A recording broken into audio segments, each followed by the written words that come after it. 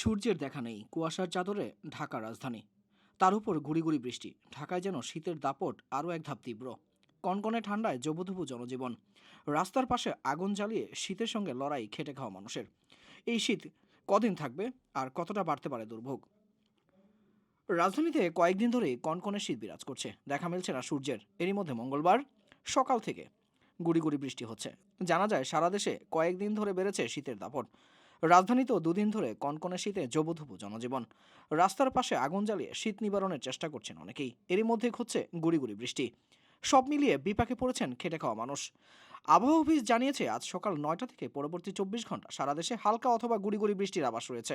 এরপর বৃষ্টির আভাস না থাকলেও আগামী কয়েকদিন অস্থায়ীভাবে আংশিক মেঘলা আকাশ সহ সারা দেশের আবহাওয়া শুষ্ক থাকতে পারে।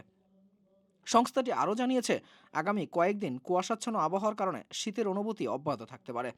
এ সময় মধ্যরাত থেকে সকাল পর্যন্ত সারা দেশে কুয়াশা পড়তে পারে এবং কোথাও কোথাও দুপুর পর্যন্ত তা অব্যাহত থাকতে পারে। সেই সঙ্গে ঘনকুয়াশার কারণে বিমান চলাচল, অভ্যন্তরীণ নৌ পরিবহন এবং সড়ক যোগাযোগ ব্যবস্থা সাময়িকভাবে ব্যাহত হতে পারে।